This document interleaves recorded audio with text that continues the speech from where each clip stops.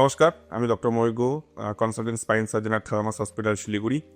আজকে কথা বলবো এখনকার দিনে একটা খুব ট্রেন্ডিং টপিক, এবং এই পেশেন্টরা আমাদের কাছে প্রতিনিয়ত বেশি পরিমাণে আসছেন। সেটা হচ্ছে অস্টিওপোরোটিক স্পাইন ফ্র্যাকচার।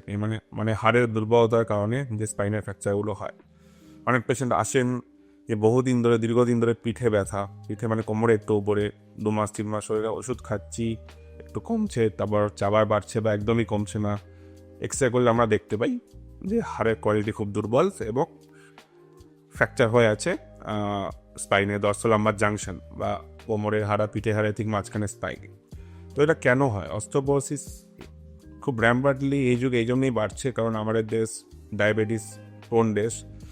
আমাদের দেশে ডায়াবেটিসের মানে মানুষের সংখ্যা এতই বেশি, এবং সেই ডায়াবেটিস কিন্তু আস্তে আস্তে হাড়কে দুর্বল করে দেয়। প্লাস কোনো হেলদি লাইফস্টাইল না থাকা এবং অনেক সময় অন্যান্য রোগের কারণে হতে পারে, বা অনেক কম বয়সে মহিলাদের যদি হিস্টেক্টমি বা জয়ের অপারেশন করা হয় সেক্ষেত্রে অস্টিওপোরোসিস হওয়ার চান্স অনেক গুণ বেড়ে যায়।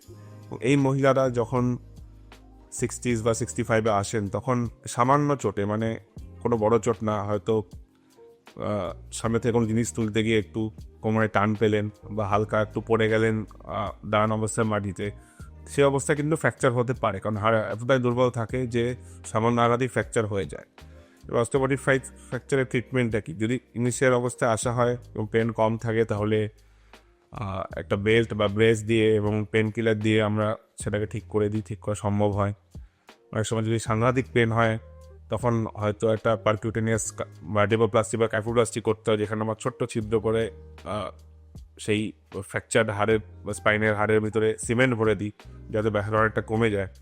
অনেক সময় অনেক পেশেন্ট অনেক লেট স্টেজে আসেন, তাতে কী হয়, হাড়ের যে হাইট, মানে মেরুদণ্ডের যে হাড়টা ফ্র্যাকচার হয়েছে তার হাইটটা ওটাই কমে যায়, যে সিমেন্ট ভরাও কোনো অপশান থাকে না। সেক্ষেত্রে সার্জারি করে স্ক্রু লাগাতে হয় যাতে ওই জায়গাটা স্টেবল হয়ে যায় এবং পেশেন্টের পেন থেকে অনেকটাই মুক্তি পেয়ে যান।